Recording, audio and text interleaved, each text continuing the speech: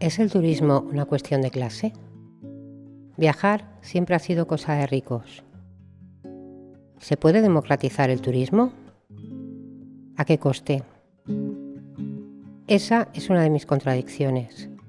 Me gusta viajar y sé que tiene un coste muy elevado. También me gusta mi barrio y poder pagar el alquiler.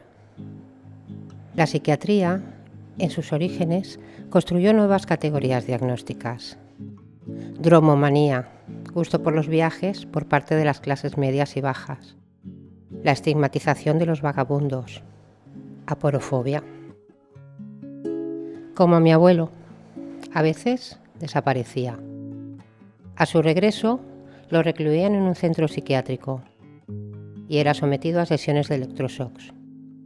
Como otros y otras tantas, pobres que traspasaban límites. ¿Podemos seguir viajando? Podemos seguir viajando, los y las pobres.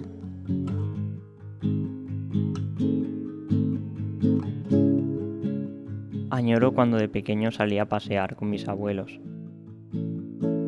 Esos paseos me hacían descubrir negocios y talleres artesanos. En esos paseos, al pasear encontraba lugares vacíos y a la vez llenos de vida e identidad.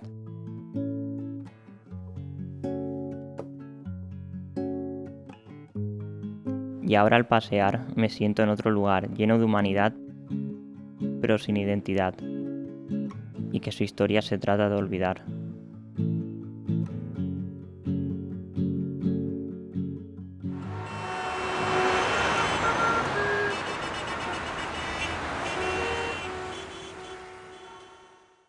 El ruido abruma. La gente en masa tapa el paisaje. Hay que ver catedrales, probar la comida, hacer la foto. ¿Te acuerdas cuando vuelves a casa qué había detrás de toda esa gente? ¿Dónde estaban los árboles, los animales? ¿Qué has utilizado y qué has devuelto al ambiente que te ha brindado agua, aire limpio y paisajes maravillosos?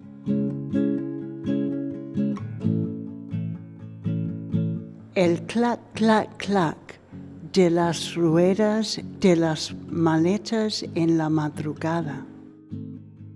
Las tiendas que vendieron verduras de la huerta y los kioscos están clausurados.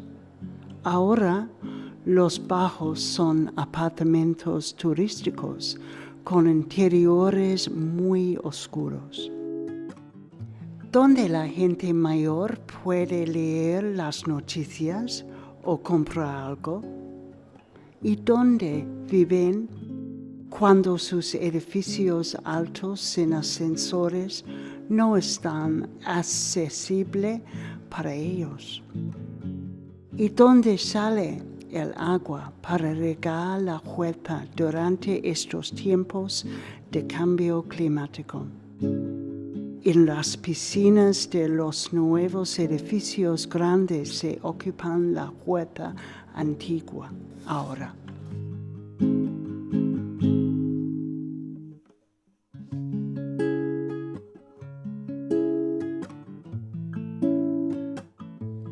Aunque la visión dominante nos empuja a cruzar el mundo en tiempos y velocidades sobrehumanas, tendremos que recuperar la patria chica, los lugares que nos rodean y forman parte de nuestra historia. Entendámoslo, dejar de emitir CO2, dejar el petróleo bajo tierra, frenar el aumento de la temperatura, supone no viajar. Y si lo hacemos, hacerlo despacio, con tiempo, con el impulso de nuestras piernas o en bicicleta. Supone recorrer lentamente una comarca y conocer sus rincones.